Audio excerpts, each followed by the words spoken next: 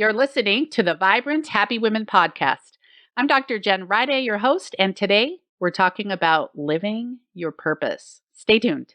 Hi, I'm Jen Riday, and this podcast is for women who want to feel more vibrant, happy, aligned, and alive. You'll gain the emotional, physical, and spiritual tools you need to get your sparkle back and ensure that depression, anxiety, and struggle don't rule your life. Welcome to the Vibrant Happy Women podcast. Hey, my friends. You know that phrase, I want to thrive and not just survive? Well, I think a big part of thriving for me is using my talents in the way that God meant me to. Doing what I was born to do, taking all the things I've learned in my life and applying them in a way that allows me to help others. So for some of you, that might be being a CPA because you're so good at numbers. For some of you, it might mean being a hairstylist because you love the creative aspect of styling people's hair. There are things that we all kind of have a passion for. That thing that if you go into a restaurant and you sit down with a stranger at the bar, let's say, and you start talking to them, what is that topic or that theme that you could talk about all day long? That's often what you're passionate about. Well, I love talking about passion and purpose. And my guest today, Tanya Dalton, is going to be talking with us about passion. Now, let me tell you a little bit more about Tanya. Tanya is the host of the Intentional Advantage podcast and founder of Inkwell Press Productivity Company. It's a huge company providing tools that work as a catalyst in helping women do less while achieving maximum success. Tanya also has a mentorship program called the Intentional CEO that helps female entrepreneurs grow thriving businesses and thriving personal lives. Well, she just came out with her second book called On Purpose, and we'll be talking about that today. The steps you can follow to decide what's happened in your life up until now. What are the themes? What has happened? What can you celebrate? To figure out what you want and then to move forward, even if there are obstacles or detours, and move forward toward living your purpose, making a contribution, growing yourself. These are all parts of our basic human needs. And growing, contributing, making a difference, it fills our souls. And so if you've been feeling a little bit empty, maybe finding and living your purpose is something that will help you. So before we dive into my interview with Tanya, I want to share our review of the week. And that is from Life Coach Marcy. And she wrote, "The Vibrant Happy Women podcast provided the soundtrack to an amazing life transformation for me over the last several years. From being a new podcast listener to joining the Vibrant Happy Women Club and becoming a certified life coach, this podcast helped me focus on my own happiness, personal growth, and lit me up with ideas, motivation, and accountability." Marcy, thank you for leaving that review. And all of you listening, do you remember Life Coach Marcy was on the podcast a few episodes back? I love how Marcy is living her purpose. She decided she wanted to be a coach. She heard that I offer the Vibrant Happy Women Coach certification, and she signed up the night she heard about it. And she's totally succeeding as a coach. She's working with clients. She is working towards hosting retreats on a beach in Florida. I love watching her succeed. By the way, if you feel that part of your purpose might be helping others in the capacity of being a coach or learning the skills that will help you as a parent, you are welcome. And I highly encourage you to sign up and join us for the next round of the coach certification. You can sign up and learn more at jenriday.com/coaching. Well, let's hear more about purpose, finding and living your purpose with Tanya. This is a fantastic interview, and I can't wait for you to listen. Let's jump in. All right, Tanya, welcome back to Vibrant Happy Women. I'm so glad to have you back. I'm so happy to be back. I've been excited about this conversation. We had such a great conversation last time I was here, so I think today will be a lot of fun. So you have a new book out, On Purpose. Tell us about your book, because I loved our last conversation, and I'm super excited to hear about this book as well.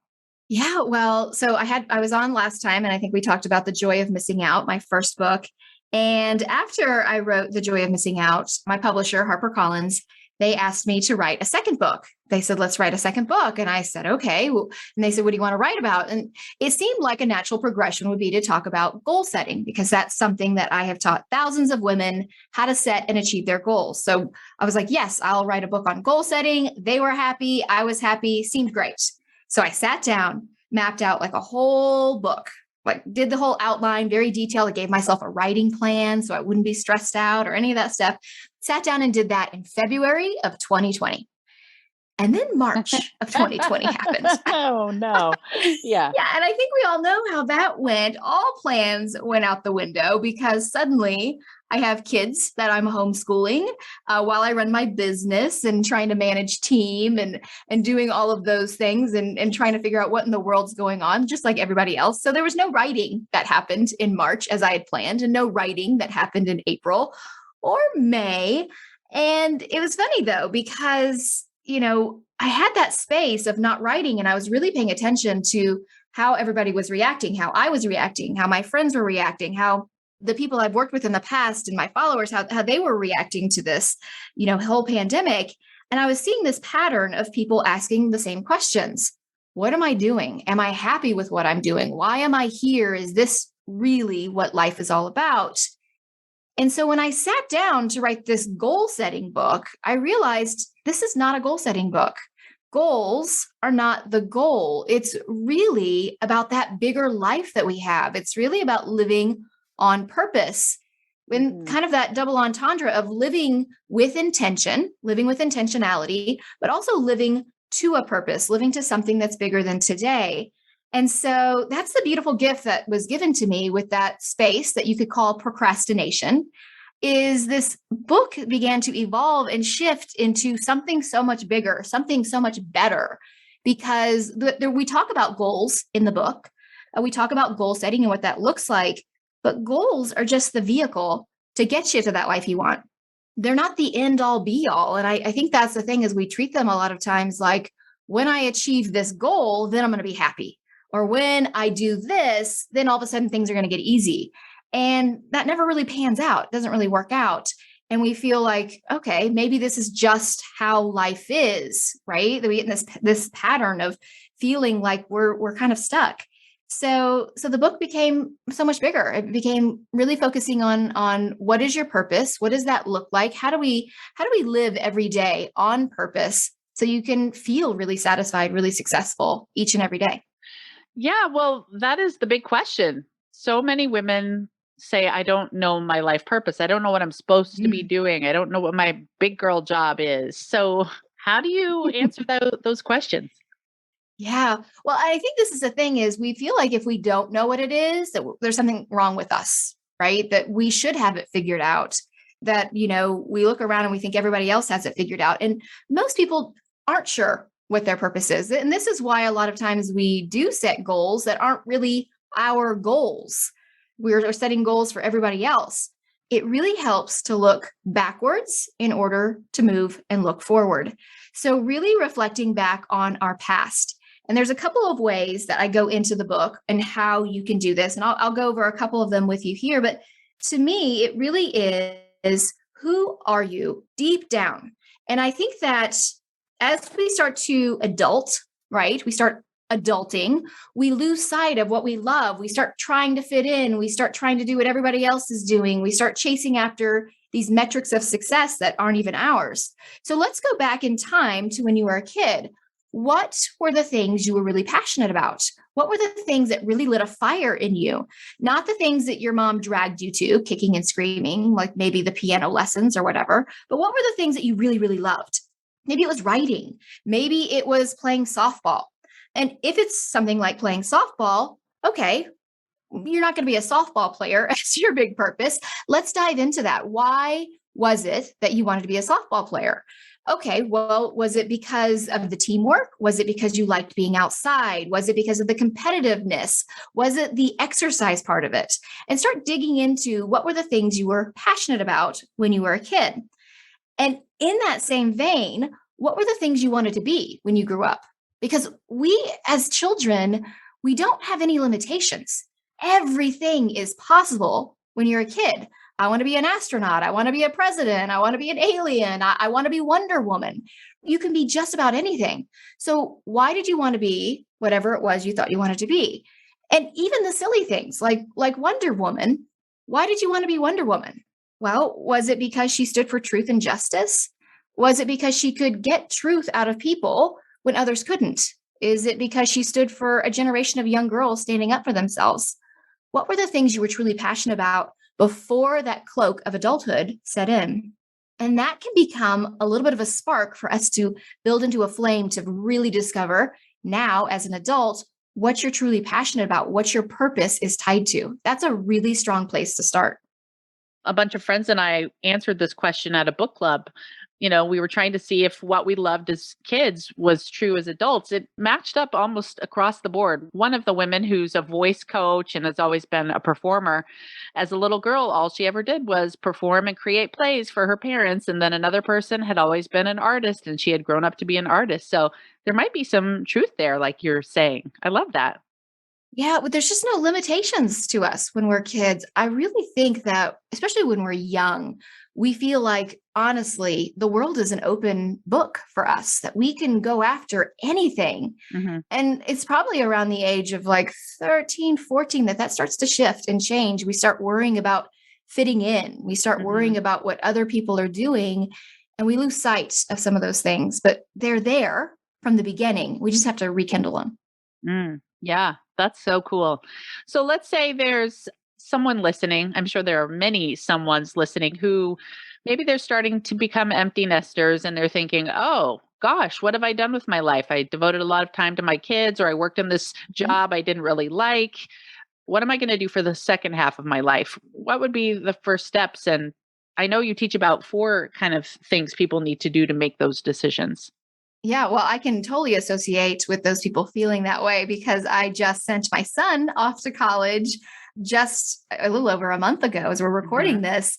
And I have one at home still, but I'm starting to see that, all those things that took up a lot of time, I have more free space and I have more breathing room in lots of ways.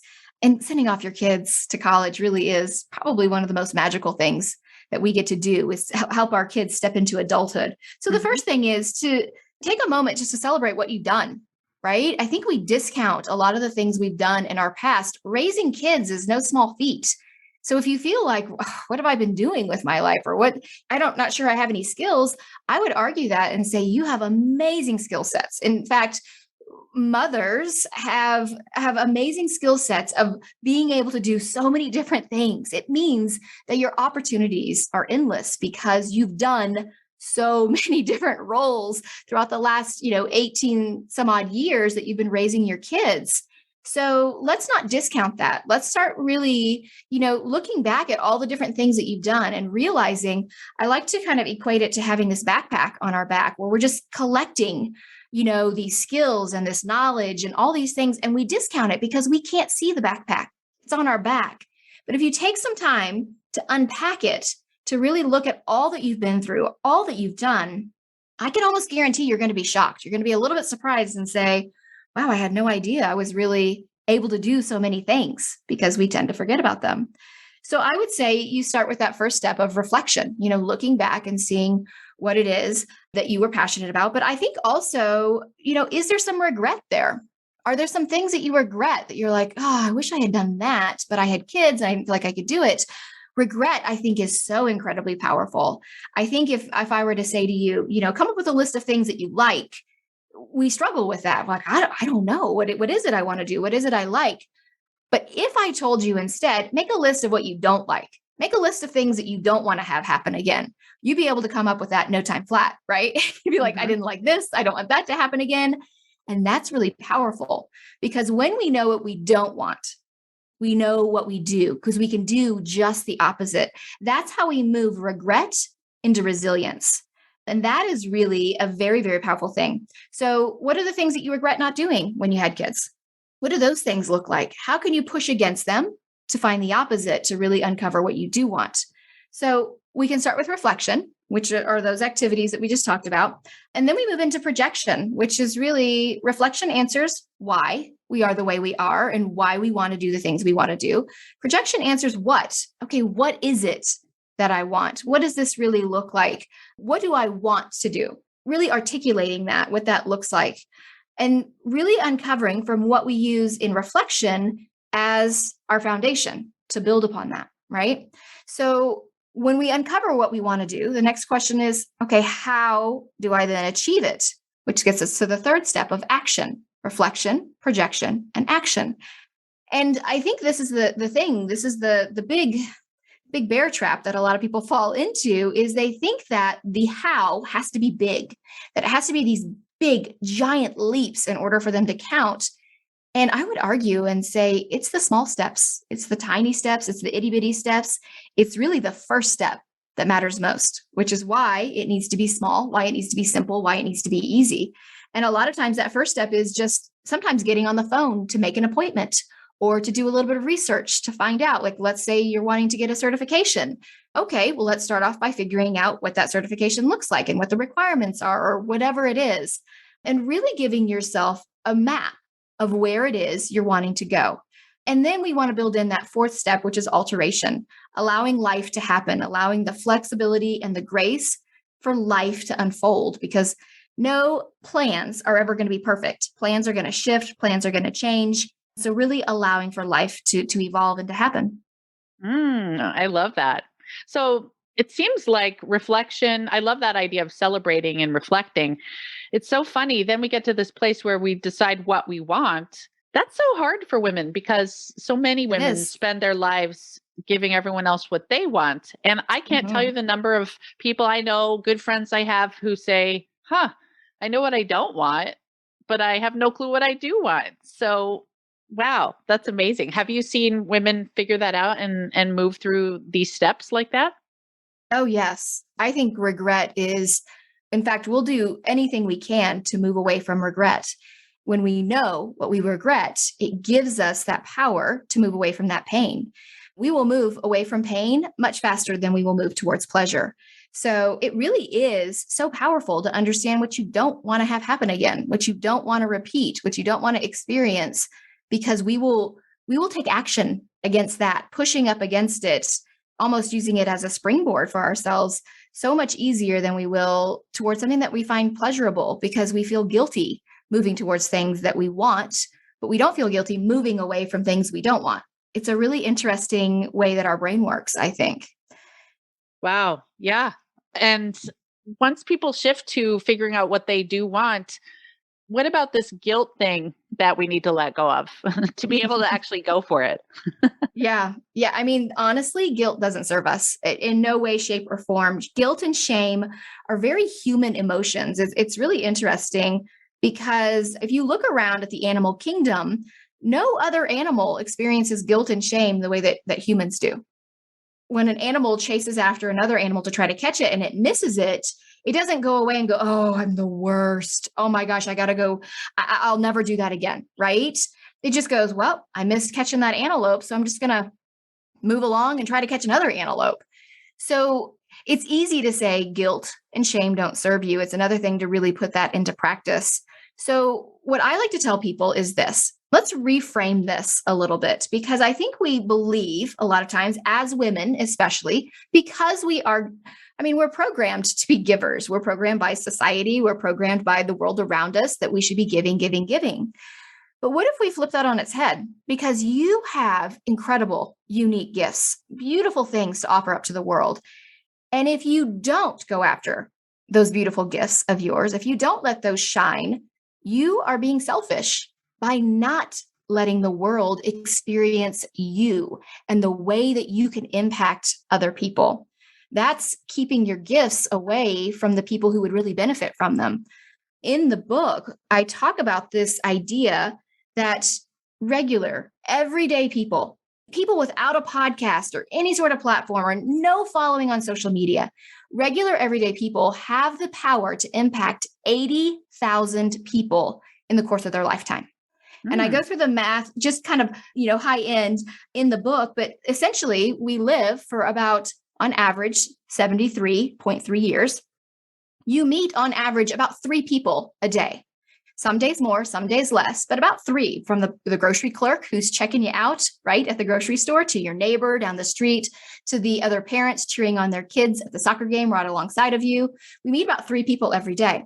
So if we're meeting about 3 people every day and we live for as long as 73.3 years, we're going to meet 80,000 people, which means we have the power to shift the way people think, the way they believe, what they see as possible, all of those things. We have that power. And when we recognize that we can change the lives of 80,000 people, just as regular, everyday people, if we can impact the lives of 80,000 people, why aren't you sharing your gifts? That is selfish. For me, that made all the difference in the world. When someone said that to me one time, that I was being selfish by not sharing what I have with the world, it was like a permission slip I didn't know I needed to really step into who I am. And I'm hoping that's what your listeners are getting today, is like, I had no idea I would impact that many people. Most people are surprised. And just for, the 80,000 is awesome, but even our own kids are watching. And if we're not stepping into that role, we're not showing them how to do the same thing for themselves one day. So, yeah. Without question, I like to say that, when we pursue what we're passionate about, when we have, things that we love that we're actively doing, when we allow our gifts to shine, we show our daughters what is possible, what a woman is capable of. And when we do that, we show our sons what a woman is capable of. It's shifting the mindset of both the men and the women of the future. That's how we affect change, through modeling it ourselves. And our children are watching. I think it's really powerful. My son, who just went to college, he's a staunch feminist. And I'm like, of course he is, because he's my son. That's great. But he thinks it's funny that other women aren't CEOs the way that his mom is, because that's just his normal, quote unquote, normal. Yeah, right? That's cool. Yeah. It's really interesting to watch, as he's like, wow, I didn't know other moms weren't doing these things that you're doing. I just assume everybody's mom goes on TV or does the things that you do. And I'm like, no, this is kind of different. So it's true. We are modeling that. And, there are different personality styles. Like, a lot of people would argue CEO types have maybe an Enneagram 7. What's your Enneagram? I'm curious. Do you know? I'm an Enneagram 8. Yeah. Okay. Yeah. So 8 with a 7 wing, I'm guessing. Well, it's funny because it sometimes seems like it's a 9 wing and sometimes a 7 wing. So I think it kind of shifts. Yeah. Yeah, I'm also an 8. I was confusing the 8 and the 7. So we all have different personality types. Some people want to be in the bigger leadership roles, but even being in the support role, you can totally live your purpose. And I feel like if I weren't doing something purposeful using my gifts, I would feel really, really empty. So for those of you who don't want to be a CEO, there's still contribution. We're all born to contribute, wouldn't you say? Absolutely. I think the thing is, we think about, a leader, and we look at somebody who's like a CEO or a leader of a country. You're a leader of your home. You're a leader in your community. If you're affecting change, you're a leader in perhaps your children's schools. There's a lot of places we can step into really making a contribution. And it doesn't even have to mean that you're heading up something. It's really just stepping fully into who you are and doing that with confidence that your intentionality is good, honestly. For sure. Another argument I've heard against, going out there and finding and living your purpose after you empty nest is, I'm too old to change. Boy. So funny. So funny. Before we turned on the microphone, you and I were talking about age. So tell them what you told me, because this is fantastic. Well, we were talking about, my kids. So I have Jack and I have Kate. And I was saying that Jack went away to college. So he's 18 and my daughter, Kate, is 15. And I said, I don't know how it works out because I'm only 25. So the math doesn't really work, but don't worry about it. Because in my head, I am 25 years old. I don't care that I have an 18-year-old. Somehow that all works out, because really it is very much a mindset. It's 100% a mindset, and how you feel, even how your body reacts. I think a lot of times we think that that's kind of like a woo-woo thing where it's like, oh yeah, then I'll be all optimistic. And honestly, I think one of my favorite studies on this was these researchers took these 2 groups of men out of a retirement community, and the control group, they had them go to a different location and they just spent their days the same as they had been. Everything was the same as normal. And then the variable group, they had that group go away to another location, and the whole place was set up to look like 20, 30 years earlier. So even like the TV set was designed, so it looked like a TV set from 20, 30 years earlier. The magazines on the coffee table were from 20, 30 years earlier. And they were encouraged to behave as they did 20 or 30 years earlier, have those conversations of the same types of things. And what I think is so fascinating is this study only took a week. After a week, they pulled the control group, who were doing the same things as normal. And of course, they were exactly the same. Now, the group who pretended they were 20 to 30 years younger, they were more optimistic and they felt younger. But even more impressive was this. Their flexibility had increased. Their muscle mass had increased. Like some of their osteoporosis had decreased. And so their body was physiologically adjusting and changing to the way that they were thinking about themselves. And so it's a that's so true cool. study, mind over matter, right? Our body actually physically responds. And I think that is really powerful. I love that. Plus, I was saying to you, the science of aging is showing there are medications coming that will actually kind of anti-age us. Believe it or not, this is real science. So lifespan is going to get much longer than the 73.3 average year lifespan you were talking about earlier. So talking about a second half of life might not be completely accurate. Maybe it's the second 2/3 of life that's left. Who knows? I mean, really, honestly, and even if it is, let's say, the second half, think of all you've done. Let's take that backpack off of your back and unpack it. What all have you accomplished so far? You have an opportunity to accomplish even more because you already have all that knowledge, all of those skills. So when you get to quote unquote that second half or the second act, you're nowhere close to being done. Most people, I mean, Julia Child didn't even start cooking till she was 40 years old. Vera Wang didn't sew her first wedding gown till she was 40 years old as well. I mean, a lot of people discover what they are truly passionate about and go after that after their kids have left the nest or when they're in that second half or what we have in the past called middle age. And it's not really middle age. It's just age, right? It's all in how we perceive it.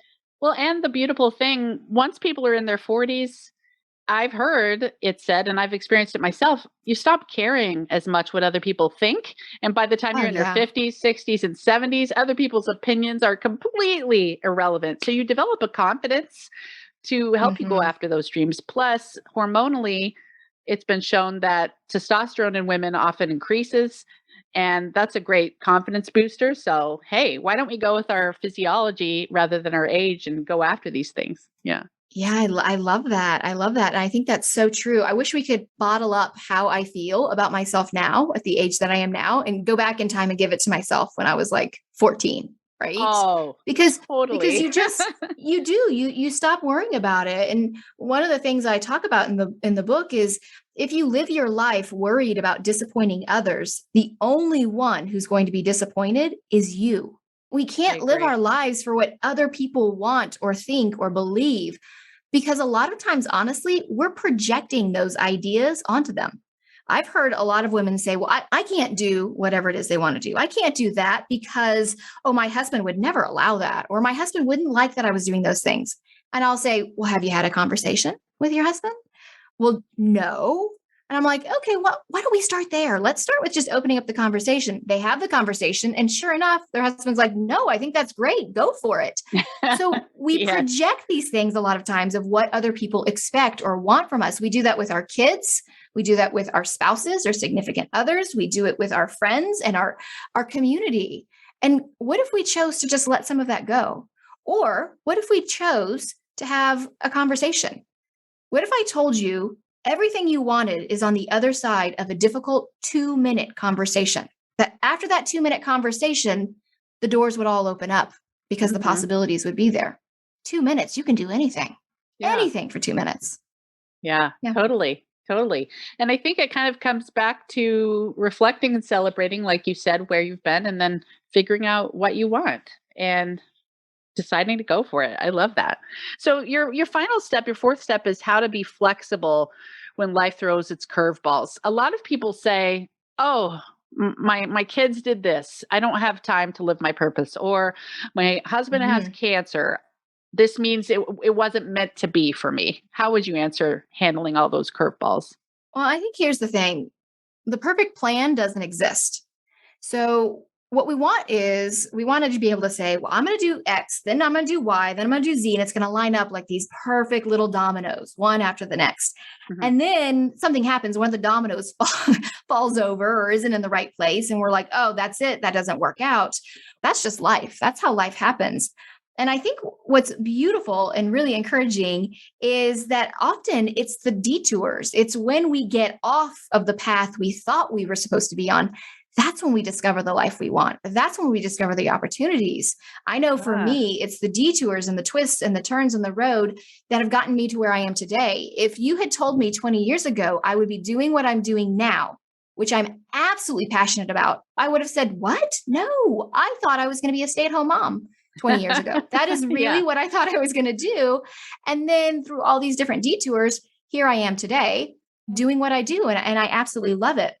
I think the thing Ah, okay. is we feel like we're supposed to be on that highway, right? Yeah. And we get off and we're on this scenic route we didn't even know was there. And I think this is why it's so important to just stop and just check in and say, hold on, I'm off track. Is this a good thing? Because maybe it is. Do I Mhm. really want to go back to the highway or do I like this path I'm on right now? Because sometimes you go, wow, this has mountain views. I really like this path. This is the path I really want to be on. I don't even want Yeah. to go back to the highway.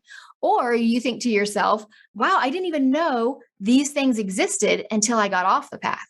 A lot of times we don't know the right questions to ask until we're quote unquote on the wrong path, right? And Yeah. truly, it's your path, regardless of whether it looks like a detour or it looks like you've taken an off ramp or whatever it is, it's still your path. It's part of your journey. It's getting you to where you want to go.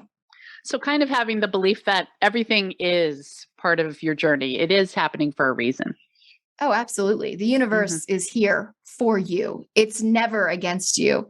And it's hard in the moment when you get off track because what we want to do, and this is one of the things I talk about in the book, the 3 A's when you get off track: acknowledge, assess, and adjust. We want to, instead of acknowledge, we want to beat ourselves up. Oh, I'm the worst, or I can never follow through. Or we tell ourselves all these terrible things that we would never say to anybody else. But we want to beat ourselves up instead of saying, hmm, I got off track. Where am I? What does this Mhm. look like? Really? And just Mhm. acknowledging it without the guilt, without the shame, and just accepting that, okay, this is where I am. Then going to that second A of assessing. Okay, do I even want to get back on that highway or do I like where I am right now? Or is this showing me a whole new set of paths I can choose from? Right. Mhm. And then we can do that third A of adjusting, of really shifting and changing and either erasing what we thought our goals were. I used to say plans should be written in pencil and goals should be written in ink. And that was the dumbest thing I could have ever said.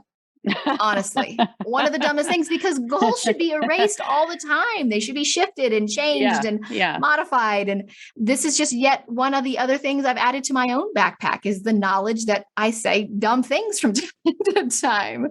So when you're off track, you're not really off track. You're still learning something from it. You're getting something from it. And maybe it is that you want to get back on the highway, but now you know a little bit more and you can reroute back on. That's so cool. I love that. I love that we can write our goals in pencils. I change mine all the time, but as long as I have them, I'm moving towards something. Like Yes, absolutely. when I'm vacationing and decide to take this weird stop I never planned, well, that's fun. So why not do it with our goals as well? Yeah, I Yes, love that. exactly. Exactly. Wow, this has been amazing. So, everyone out there who is thinking, oh man, what's my purpose? How do I live my purpose? Definitely grab Tanya's book, On Purpose. And, Tanya, one last piece of advice for our listeners. So here's what I would say. We kind of touched on this earlier that we think it's the giant leaps that we have to take and it's really the small actions. So if you heard something today that we talked about, maybe it was the reflection exercise or maybe it was just stopping and assessing or any of those things we talked about, I would ask you to just take action. Take one small action, something you can do today. So that gives you a little container of time, right? So something you can do today. What's something small you can do today to get a little bit closer to your purpose? whether it's the reflection exercise, or maybe you already know what it is and it's taking a small step like calling or doing the research or doing one of those things. Pick one and do that one thing today. Let that start your momentum. Because once you make that first step, the second step is easier. And the third step becomes even easier. And the next thing you know, you're off and running. So true. Take a step. Yes, I love that. Thank you so much, Tanya. This is amazing. I love what you're doing in the world. Thank you so much for being on the show. Oh, thank you so much for having me. This is a lot of fun. I hope you feel inspired to take at least one small action toward living your purpose, whether that's reflection or having a conversation or setting an intention, because I can promise you, when you live your purpose, you feel more open and fulfilled and alive. And that's a great feeling. My friends, you deserve to feel and be your most vibrant and happy selves. That is really the point of it all. What's your energy like? What's the mood when you're in the room? Do the things that boost that mood, that give you that vibrance and vitality. And living your purpose can be one of those things. I love you all. I'm sending you all my love, my strength, and I hope you have a vibrant, amazing, happy week. Take care, my friends. If you enjoy this podcast, you have to check out the Vibrant Happy Women Club.